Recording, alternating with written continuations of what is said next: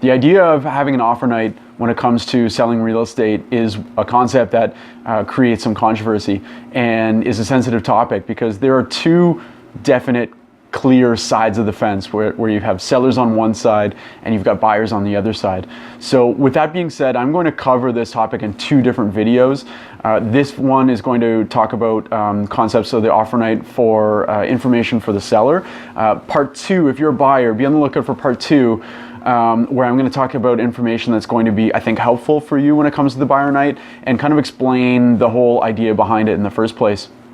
If you're a buyer and you watch this video, try not to tear me to strips too much in the comments or maybe privately afterwards, because I will have something for you down the line. So for the sellers, today I'm going to talk about three definite things. What is an offer night? When should you do it? And why should you do it? Okay, so what is offer night? It's the idea that once you list your property for sale, sometime in the very near future, after your property goes for sale, you're going to ask anybody who's interested, who wants to buy it, to submit their offer at the same time as anyone else who also wants to buy that property. And you can do offer nights in person or you can do them via email. So the idea is, you bring your property for sale, you can conduct showings at any time, there's going to be an open house on the weekend, but roughly a week after your property goes on for sale, you'll have that kind of auction, if you will, for your house. And the result is, hopefully, you'll have multiple people who will want to submit offers on your property, and that creates a bidding war. And the idea is that you hopefully get a lot of money for your place. Now, I'm of the opinion that having an offer night is not meant for every property, and that there are only certain circumstances under which you should probably have an offer night. That could be something as simple as the fact that your house is really, really beautiful and a lot of people are going to find it very desirable. Your property could be found in a very desirable neighborhood. Maybe you have a feature of your house or your property that is unlike other properties in your area. So if you're in a condo and you have 2-car parking, where most, if not all, of the other condos that sell in your building have 1-car parking. Maybe you are in a neighborhood that has a lot of mutual driveways and you have a private double drive that has a detached garage as well, something like that. If there's something unique and there's something that's going to cause a lot of people to want to buy your place, it could be a good idea to have an offer night. Another thing that I think really needs to be said is that offer nights really only are effective and work well when you've got a seller's market, meaning that the inventory is relatively low and you have a high potential number of buyers for the property. If it were the reverse and there were too many sellers and not enough buyers, then if the buyers have choice, then that listing strategy is not really going to be effective at all. Now, the next question that needs to be asked is, why do it? The simple, straightforward answer is that it works. It can be, if done right and effectively, the strategy that can put the most amount of money in your pocket at the end of the day if you're a seller.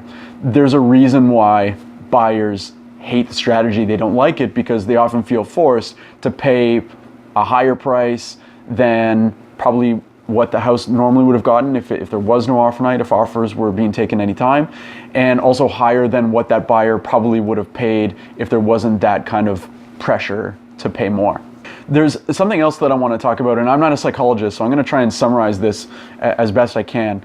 There's something called the greater fool theory. So it's the idea that a buyer for your property can talk themselves into paying a certain amount, okay, being a bit of a fool, if you will, because they feel that there will always be a greater fool to come along down the line in the future who would pay more than they would. That kind of psychology only works in sellers markets where prices have been going up and buyers basically are talking themselves into the fact that prices will continue to go up and will maybe never go down, for that matter. And that was kind of demonstrated quite clearly last year between roughly February and April, right up till April 20th, with how things were going with prices and etc. Now, another thing that works in the seller's favor on offer night is the fact that in Canada we have a closed offer system. So essentially what that means is the contents of any one offer cannot, or at the very least should not, be revealed to anyone else other than the person that it's being presented to. Let's say that you want to sell your condo, and recently in the past there have been a few other units in your building that have sold for roughly $700,000 that are very, very similar to yours. Okay, so they all had 2 bedrooms and 2 bathrooms and a similar square footage and a similar exposure, and they're a similar height in the building. So between you and your listing realtor, you decide that you're going to put the asking price for that condo at $599,000. And on offer night, you have 10 people who put up their hand as buyers and say, I want to buy your condo. I can almost guarantee that out of those 10 offers, at least one of those offers is going to be for roughly $600,000, or maybe $605,000 or $610,000, which is nowhere close to what the recent comparable properties have sold for. But that's just, for one reason or another, it is what it is.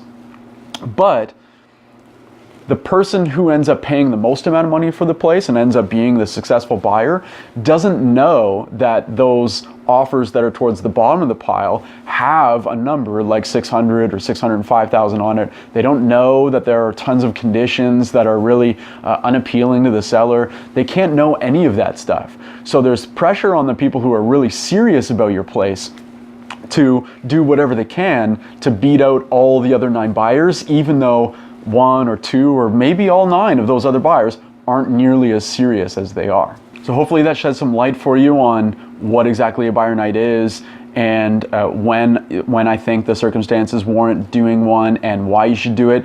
Buyers, if you stuck through the video this long, you're not ready to punch me in the face when you see me on the street, or if you see me on the street, again, have a look for a second video coming up soon that'll put things in your perspective and hopefully give you some tips and pointers to help you be successful if you're involved in an offer night as well.